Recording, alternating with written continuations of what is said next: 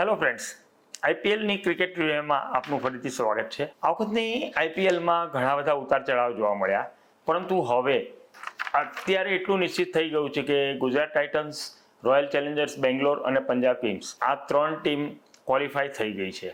Mumbai Indians અને Delhi Capitals બેમાંથી એક ટીમ થશે.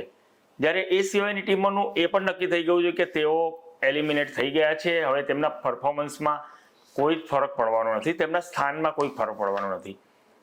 હવે આપણે વાત એવી કરવી છે કે જે ટીમો અત્યારે આગળ વધી રહી છે તે તો એકાદ મેચ જીતે તો તેમની પોઝિશનમાં ફેર પડે, તેમની મેચની સંખ્યામાં ફેર પડે, પણ ચેન્નાઈ સુપર કિંગ્સ અને રાજસ્થાન રોયલ્સ આ બંને અત્યાર સુધીમાં 10-10 મેચ હારી ચૂક્યા છે. હવે હારની સંખ્યામાં તો કોઈ ફેર પડવાનો જ નથી, જીતની સંખ્યામાં ફેર પડી શકે, હારની સંખ્યામાં તો 10થી ઓછી થવાની નથી, 10થી વધુ થઈ શકે ચેન્નાઈ માટે.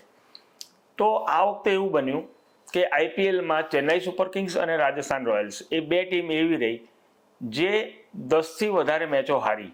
હવે આઈપીએલની હિસ્ટ્રીમાં 2008થી આ 2025 સુધીમાં એવા આ છઠ્ઠો પ્રસંગ છે જ્યારે કોઈ એક સિઝનમાં બે અથવા વધારે ટીમો 10-10 મેચો હારી હોય અથવા 10થી વધારે મેચો હારી હોય. એટલે ચેન્નાઈ સુપર કિંગ્સ અને રોયલ ચેલેન્જર્સ બેંગ્લોર આ બે એવી ટીમ છે કે જે અત્યાર સુધીમાં બે વાર આવું કરી ચૂકી છે કે તેઓ બે અલગ અલગ સિઝનમાં 10થી વધારે મેચો હારી ચૂક્યા છે.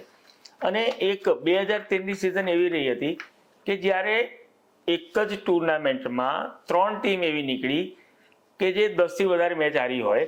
જેમ કે 2013માં હું તમને કહું કે દિલ્હી કેપિટલ્સ 13 મેચ હારી હતી, પુણે વોરિયર્સ 12 મેચ હાર્યું હતું અને કોલકાતા નાઇટ રાઇડર્સ 10 મેચ હાર્યું હતું. બોલો કેવું લાગ્યું? મજા પડી ને? તો લાઈક કરો, શેર કરો, ફોલો કરો. Thank you very much.